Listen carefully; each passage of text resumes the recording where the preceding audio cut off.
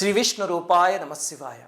గతంలో మనం సప్త శనివార వ్రతం, సోమవార వ్రతం, ముత్యాల హారతి ఇవన్నీ ఎలా చేయాలి, చేస్తే జీవితం ఎలా బాగుపడుతుంది అని చెప్పుకున్నాం కదా. ఆ తర్వాత బోలెడంతమంది చేసి మా జీవితాలు బాగున్నాయి అని చెప్పి మెయిల్స్, మెసేజెస్ అవన్నీ చేస్తున్నారు. చాలా సంతోషం. మీరు డబ్బులు పోగొట్టుకోకుండా, మోసపోకుండా భగవంతుడు అనుగ్రహాన్ని పొందగలిగితే నాకు పరమానందం అది. కానీ కొంతమంది ఎన్ని పూజలు చేసినా నా కష్టాలు తీరట్లేదండి, ఏం చేయమంటారు అని ఈమెయిల్స్ చేస్తున్నారట. ఇక్కడ ఒకటి ఆలోచించండి. ఒకళ్ళు ఎవరికో సప్త శనివార వ్రతం చేస్తే కష్టం తీరింది, మనకెందుకు తీరట్లేదు అంటే దాని వెనకాల ఏదో లాజిక్ ఉంటుంది కదా. ఆ లాజిక్ ఆలోచించి చేయగలిగితే అప్పుడు వెంటనే మన కష్టం తీరుతుంది. ఇది ఏమిటి అనేది ఇప్పుడు మీకు చెప్తాను.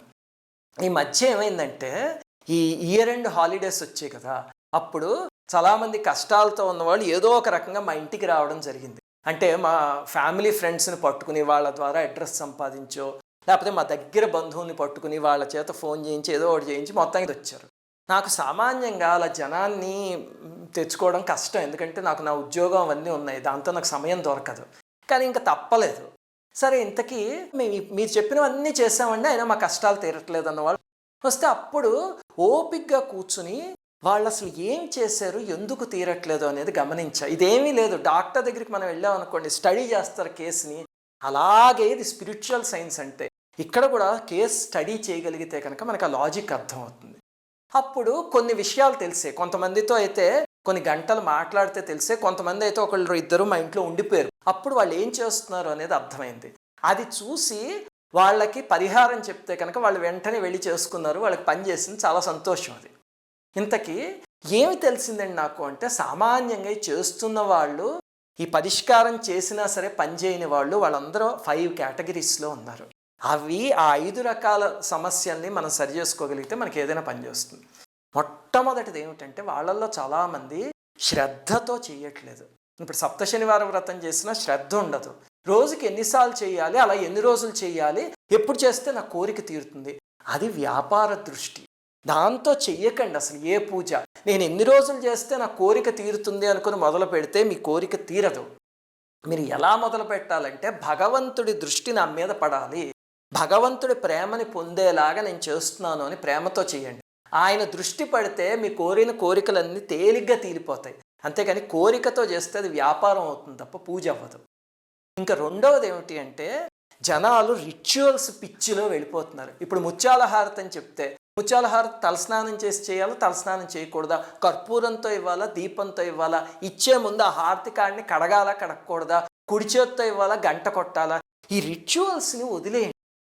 ఈ రిచువల్స్ అన్నీ ఎలాంటివి అంటే, స్కూల్కి వెళ్ళేటప్పుడు టై కట్టుకోవాలా, షూ వేసుకోవాలా, బట్టలు ఇస్త్రీ చేసుకోవాలా, యూనిఫామ్ వేసుకోవాలా లేదా, అలాంటివి రిచువల్స్ అన్నీ. అవన్నీ చేసినా సరే స్కూల్కి వెళ్ళి శ్రద్ధగా చదువుకోకపోతే చదువు రాదు. శ్రద్ధగా చదువుకుంటే ఇవేవి చేయకపోయినా చదువు వస్తుంది, అంతేనా? అదే ఫార్ములా. భగవంతుడి మీద దృష్టి పెట్టండి, దయచేసి రిచువల్స్ వదిలేయండి. మనం రిచువల్స్ అనే లంపటంలో పడి భగవంతుడికి దూరం అయిపోతున్నాం. మినిమం ఉండాల్సిన శుభ్రత అవన్నీ ఉంచుకోండి. మీకు ఒక వీడియోలో చెప్పాను, ఏ 3 పాటిస్తే ఏ పూజైనా ఫలిస్తుంది, అంతవరకు చాలు. అంతేకాని పంచి గోచి పోసి కట్టుకోవాలా, ఉత్తరీయం జరి పైకి ఉండాలా, లోపలికి ఉండాలా, అవన్నీ దయచేసి వదిలేయండి. అలాంటివి ఇంప్రూవ్ చేసుకుని పూజ శ్రద్ధగా చేయగలిగితే వెంటనే పనిచేసింది కొంతమందికి. ఇంకా రెండో కేటగిరీ ఏమిటంటే, వాళ్ళు శ్రద్ధగా పూజ చేస్తున్నారు. నేను చూశాను, ఒకళ్ళు అయితే నా దగ్గర కూర్చుని చేశారు, కానీ ఎంత చేసినా సరే వాళ్ళకి పని చేయలేదు. ఇదేమిటి, ఎందుకు పని చేయట్లేదు అని చూస్తే, అప్పుడు వాళ్ళతో చాలా గంటలు మాట్లాడాక అప్పుడు తెలిసింది. అది కూడా వాళ్ళు డైరెక్ట్గా చెప్పరు, ఎవరో చెప్తారు. మొట్టమొదటిది ఏమిటంటే, ఒకళ్ళు వచ్చారు, మా అమ్మాయి కాపురం నాశనం అయిపోయిందండి, మా అమ్మాయి ఏ తప్పు చేయకుండా అని. పాపం శ్రద్ధగా పూజ చేశారు, అర్ధనారీశ్వర స్తోత్రం అన్నీ చదివి, అయినా బాగుపడలా. తరచి అడిగితే చివరికి తెలిసింది ఏమిటంటే, కొన్ని సంవత్సరాలకు ముందు ఎదురింటి వాళ్ళ కాపురంలో నిప్పులు పోసేసారు. అసలు చాలా ఘోరమైన పని చేశారు. అది మెల్లిగా అప్పుడు చెప్పారు. ఇలాంటివన్నీ మొదట చెప్పరు కదా. అప్పుడు నేను, అమ్మ అది తప్పు కదా, ఎంత ఘోరమైన పని, వెళ్ళి వాళ్ళిద్దరినీ కలపండి, మీరు చేసిన తప్పు క్షమార్పణ చెప్పుకోండి, మేమే క్రియేట్ చేసాము ఇదంతా అని, అప్పుడు మీ అమ్మాయి కాపురం బాగుపడుతుంది అంటే వెళ్ళి చేసరికి వెంటనే వాళ్ళ అల్లుడు వచ్చి వాళ్ళ అమ్మాయిని తీసుకెళ్ళాడు. అంతే. మనం ఒక చోట తప్పు చేసాము అంటే భగవంతుడు మనకు ఎక్కడ ప్రేమ ఉందో అక్కడ కొట్టి తీరుతాడు జీవితంలో, అది గుర్తుపెట్టుకోండి. అందుకని ఆ తప్పు చేస్తే కనుక వెళ్ళి ప్రాయశ్చిత్తం చేసుకోండి. అంతేకాని తప్పులు చేసి ఎన్ని పూజలు చేసినా టెంపరీగా బాగుంటే బాగుండొచ్చు తప్ప మీకు పర్మనెంట్గా బాగుండాలి అంటే చేసిన తప్పుకి ప్రాయశ్చిత్తం చేసుకోవాల్సిందే. అలాగే ఇంకొకళ్ళు ఎంత రామాయణం ఎన్నిసార్లు పారాయణ చేస్తామండి, పిల్లలు పుట్టలేదు, మీరు పారాయణ చేశారని చెప్పారు, మీకు పుట్టారు, మాకు ఎందుకు పుట్టట్లేదు అని అడిగారు. వాళ్ళతో చాలాసేపు మాట్లాడాక తెలిసింది పెళ్ళైన కొత్తల్లో 3 సార్లు గర్భం వస్తేట కొన్ని సంవత్సరాల పాటు ఎంజాయ్ చేద్దాం జీవితాన్ని, ఇప్పుడే ఎందుకని చెప్పి అబార్షన్ చేయించేశారు. అలాంటివి చేస్తే మరి ఇదిగో ఇలాంటి తప్పులు, ఇప్పుడు దానికి ప్రాయశ్చిత్తం చేసుకుంటే అప్పుడు పుడతారు పిల్లలు. అందుకని తెలిసి అన్యాయం చేస్తే ప్రాయశ్చిత్తం చేసుకోండి. మూడవది ఏమిటి అంటే మనకి మంచి కానిది కొన్నిసార్లు భగవంతుడు చేయడు. మన పారాయణ ఫలించలేదు అనుకుంటాం, కానీ ఫలించింది అది మనకి మంచిది కాదు కాబట్టి చేయలేము. మీకు ఒక ఉదాహరణ చెప్తా. ఒక అమ్మాయి చాలా రోజుల క్రితం నా దగ్గరికి వచ్చి రుక్మిణీ కళ్యాణం విపరీతంగా చేశానండి, నేను ఒక అబ్బాయిని ప్రేమించాను, చాలా మంచివాడు అతను, కానీ ఎంత రుక్మిణీ కళ్యాణం చేసినా చివరికి నాకు వేరే అతనితో పెళ్ళయింది, ఈ అబ్బాయితో అవ్వలేదు, చాలా ఘోరం ఇది అని. అంటే ఏమోనమ్మా భగవంతుడు ఎందుకు చేశాడు, నువ్వు చేసిన రుక్మిణీ కళ్యాణం ఊరికే పోదు ఉండు అని చెప్పా. చివరికి మొన్న ఈ మధ్య వచ్చి మళ్ళీ చెప్పింది, అవండి ఆ అబ్బాయి, నేను ప్రేమించిన అబ్బాయి యాక్సిడెంట్ అయి చనిపోయాడండి అని.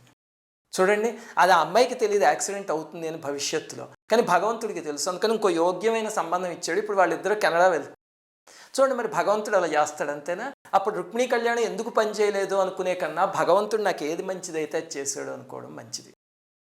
ఇంకా నాలుగోది ఏమిటి అంటే అన్రియలిస్టిక్ కోరికలు కోరుకుని అవి తీరాలి అని పారాయణలు చేసి ఎందుకు తీరలేదు అని అనుకోకండి. ఉదాహరణకి ఒక ఆయన వచ్చాడు, నేను రామాయణంలో మీరు ఆరోగ్యం కోసం అని చెప్పారు కదా, అది పొద్దున్న సాయంత్రం 120 శ్లోకాలు ఎంతో కష్టపడి చదివాను, కానీ ఆరోగ్య సమస్య మాత్రం తీరలేదు, ఏం పని చేస్తుందండి ఇది? అసలు రామాయణంలో ఆ అధ్యాయము రావణ కిరీట భంగం అని ఉంటుంది, అది అమోఘంగా పనిచేస్తుంది. దాని వెనకాల సైన్స్ కూడా ఉంది, నేను రివర్స్ ఇంజనీరింగ్ చేస్తే తెలిసింది.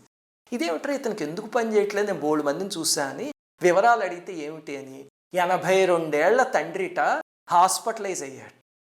82 ఏళ్ల తండ్రి హాస్పిటలైజ్ అయితే లేచి తిరగాలి మళ్ళీ శుభ్రంగా అని చెప్పి చేశాడు. అంతకన్నా ఆయన మంచం మీద ఉన్న ఆయన ప్రశాంతంగా వెళ్ళిపోవాలి అనే సంకల్పంతో చేస్తే రాములు వారు అది అనుగ్రహిస్తారు. అలాంటివి యాక్సెప్ట్ చేయడానికి రెడీ అవ్వండి. అలాగనే ఒక అతను పెళ్లి కోసం సీతా కళ్యాణం విపరీతంగా చదివేట, పెళ్లి కావట్లేదు, కాకపోతే చివరికి తల్లిదండ్రులతో పాటు వచ్చాడు మొన్న మధ్య.